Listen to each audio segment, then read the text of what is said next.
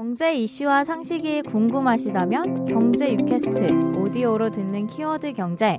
안녕하세요. 경제 유캐스트의 팟캐하는 김 기자입니다. 오늘은 공매도가 개인 투자자에게 불공평한 이유 요거에 대해서 좀 말씀 좀 드려보겠는데요. 5월 3일 그러니까 지난 3일부터 부분적으로 공매도가 허용이 됐습니다. 지난 3월 이후 1년 만에 공매도의 부활인데요. 공매도가 다시 허용되면서 PER이라고 하죠. 주가 수익 비율이 높았던 성장주의 주가가 떨어질 것이라는 불안감이 좀 높아지긴 했어요. 실제로도 보니까 공매도 제기 첫날 상당히 좀 많이 하락이 있었다라고 합니다. 일단 공매도의 뜻을 좀 알아봐야 되겠죠. 공매도로 하면 주가가 떨어지는 상황에서 수익을 올리는 거래 기법인데요. 사실 뭐 일반적인 투자자 입장에서 봤을 때는 공매도 세력이라고 하죠. 공매도 투자자들이 얄밉긴 합니다. 왜냐하면은 주가가 올라야지 그들의 자산이 늘어나는 건데 공매도 세력이 들어오게 되면 주가가 떨어질 수밖에 없게 되는 거잖아요. 당연히 싫을 수밖에 없겠죠. 근데 개인 투자자들이 단지 주가가 떨어진다고 해서 화를 내는 건 분명히 아닙니다. 구조적으로 이게 개인에게 극히 불리한 주식시장 구조에 있어요. 형평성과 공평성에 있어서 공매도가 개인 투자자들에게 상당히 좀 불리하다고 보는 거예요. 사실 공매도뿐만 아니라 여러 부문에서 증권사와 거래하는 개인 투자자들은 불리합니다. 증권사들은 절대 손을 안 보는 구조이고요.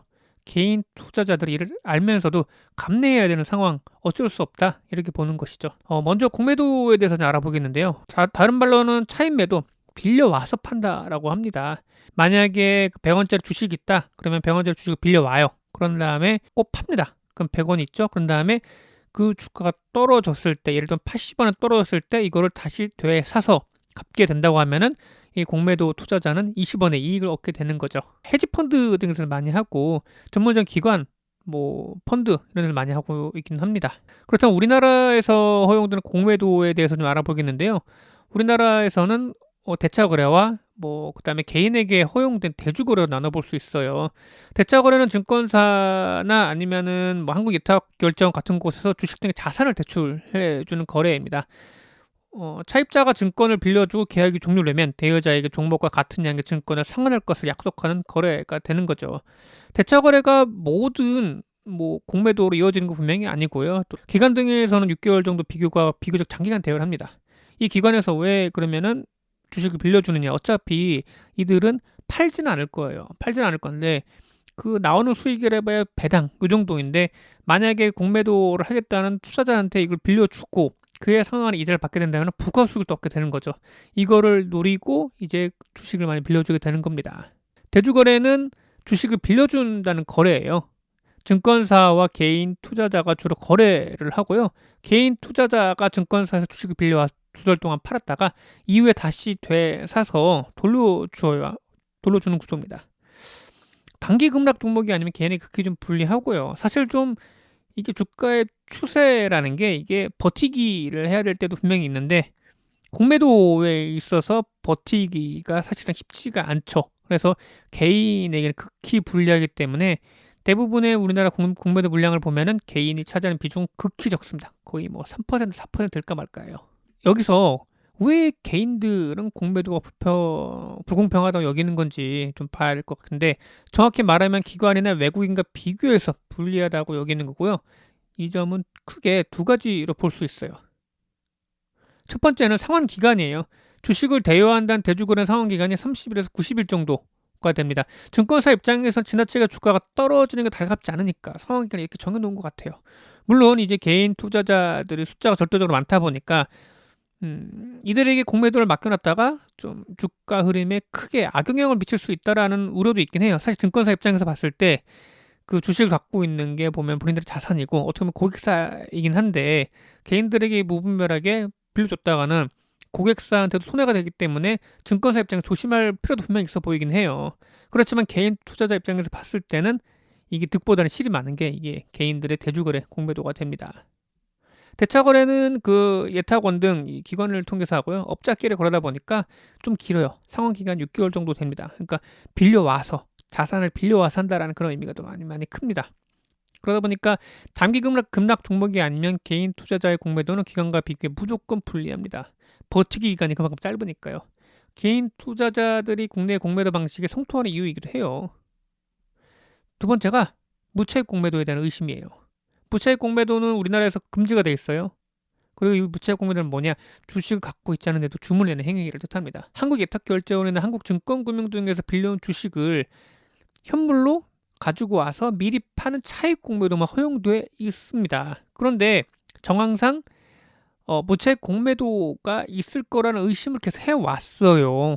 개인 투자자들은 하고 싶어도 못하는 건데 증권사나 기관들은 지들끼리 짜오를 맞춰서 하는 게 아니냐라고 하는 거죠. 근데 이런 의심은 실제 사실로 드러난 게 바로 삼성증권 사태입니다.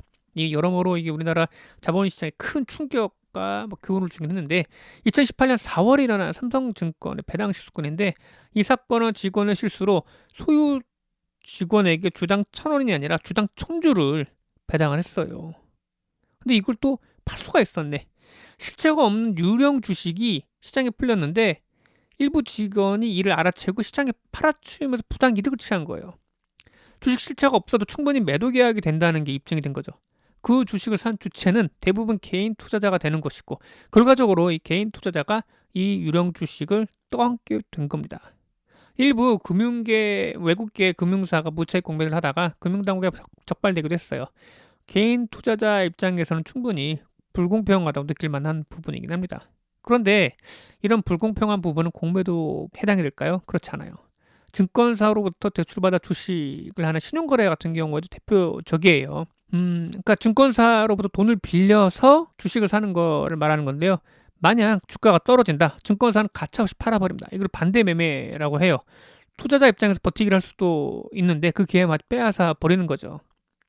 이런 예는 2020년 3월 달에 있었어요. 3월 달에 패닉장이 있었죠. 그때 당시에 이제 미국이 대서양 봉쇄를 한다고 하면서 그 상당히 글로벌 증시가 쇼크를 받고 떨어지는 폭락이 낙폭이 장난 아니었죠. 거의 몇 년 만에 사이드카를 볼 정도였는데 이 폭락작 당시에 상당히 많은 개인 투자자들이 반대 매매를 당했습니다.